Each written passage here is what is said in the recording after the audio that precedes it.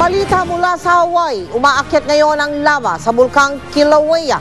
Patunay dyan ang video na yan ng US Geological Survey. Naiipon ang mga nagbabagang bato sa isang mistulang napakalaking kawa. Kitang-kitang mabilis sa pagbulwak ng lava na aabot ang init sa 70 degrees Celsius. Ayon sa mga eksperto, normal na pangyayari lang daw ito, pero binabantayan pa rin nila. Posible kasing umapaw na ang lava. Binabantayan din ang aktibidad ng isa pang crater kung saan mistulang umaagos na ang mga nagbabagang bato. Maraming estudyante raw ang nawiwili sa mga palabunutan at tayaan kung saan pwedeng manalo ng pera, laruan o sisiw. Pero ang babala ng mga otoridad, baka magresulta ito kalaunan sa pagkahilig ng mga bata sa sugal. Nakatutok si Cesar Apolinario. Bago umuwi ng bahay sa mga vendor ng palabunutan, tumatambay ang mga estudyanteng ito sa bagong Silangan Elementary School, Quezon City. Patok na patok sa bata ang palabunutan lalo't may papremyong pera o laruan ang kada pisong taya. Ang dalawang estudyanteng ito swerteng tumama pero namuhunan ng tig 10 piso. Pag bumunot, may pera, may laruan na gift.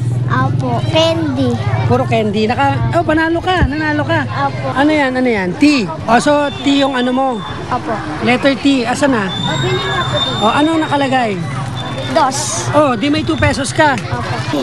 Ang palabunutan naman ni Jose, ibang style dahil mas malaki raw ang premyo. Ito para saan to? Ang bunot naman yan sa mga bata. Pag bunot nila, kunyari, jackpot, nakuha nila yung 0. 1 to 100 yan eh. Pag nakuha nila yung 0, jackpot nila 10 piso. Pero ilang 0 yan? Wala, isa lang ang 0 niyan. May palabunutan din ang premyo ay makukulay na sisiw na dati nang ipinagbabawal dahil posibleng makalason ang nilalagay na kulay. Sa dami raw ng estudyante, hirap daw ang mga opisyal ng eskwelahan na kontrolin ang mga vendor sa labas. Isang form ng sugal yan, kahit piso-piso lang eh. Kasali yan sa orientation natin. Sa labas ng Justice Vicente Santiago Elementary School sa San Mateo Rizal, pinipilahan din ang bunutan. Problema nga lang, madalas daw talunan ang mga batang nagsusugal. Magkano ka na? 5 po. 5 na. Wala ka pang napapanalo? Wala pa rin. Pakain mo na yun Sabi ng mga guro ng eskwelahan, kinakausap na nila ang mga magulang na pagsabihan ng mga anak na umiwas sa sugal. Ayon sa eksperto, walang magandang dulot ang sugal lalo na sa mga paslit dahil posibleng makasanayan at kalakihan nito hanggang sa malulong sa sugal. Pag masyadong maaga yung pag-expose sa gambling, nagiging way of life para sa kanila ito. Pwede nilang dalhin ito sa paglaki nila, and then nagbubunga rin ito ng mga ibang bad behaviors Ipinarating namin sa mga otoridad ang nangyayaring tayaan sa mga eskwelahan. Sa Quezon City, wala raw pwedeng opisyal na pwedeng sumagot kaugnay ng issue. Nangako naman ng Chief of Police ng San Mateo na aaksyonan ang problema. Although na hindi pa po nasasaklaw ng illegal gambling law ang ganitong laro, pero po considering na yung nabibiktima rito ay mga bata na nag-aaral, pagbabawal na po natin doon sa at paalisin na po natin sa lalong-lalo sa paligid ng mga eskwelahan. Cesar Apolinario, nakatutok 24 oras.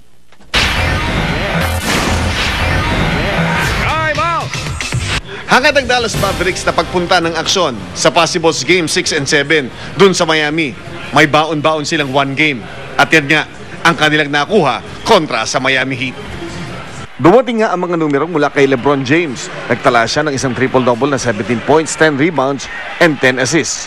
Ngunit sadyang ayaw patalo ng Mavericks sa harap ng kanilang mga taga-suporta. Kahit pa naglaho ang kanilang lamang at naungusan sila ng Heat ng 4 na puntos sa huling 4 na minuto at 40 segundo ng laban. Nagpakita ng tibay ng dibdib ang buong Mavericks lalo na kanilang 3 guards na sina JJ Barea, Jason Kidd at Jason Terry na dumali ng 3 points para itabla ang laban 100 all sa nalalabing 3 minutes at 20 seconds. Si Jet din nagbigay ng bola para sa baseline slam ni Dirk Nowitzki na nagtulak sa Mavericks 102-100.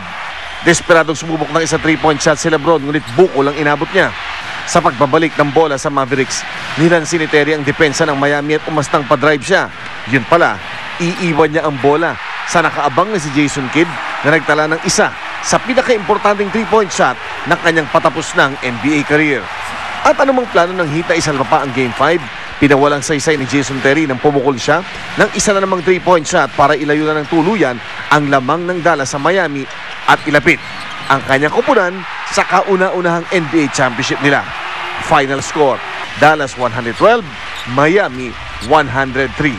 Sa labang ito, muling ipinakita ng Mavericks ang kanilang pagiging fourth quarter team nang paulanan nila ang Miami ng isang nakapapasong 17-4 scoring sa pagsasara ng Game 5. Throughout 3 quarters of the game, in the fourth quarter, I know I'm dependent on to come through. And thank God I was able to do that again tonight. Definitely a big win for us, and now we're going to go down there and basically approach Sunday's game as Game 7. You know, you don't want to give this great team or any hope or anything. So we got to play more the same and keep attacking, and we'll see what happens Sunday.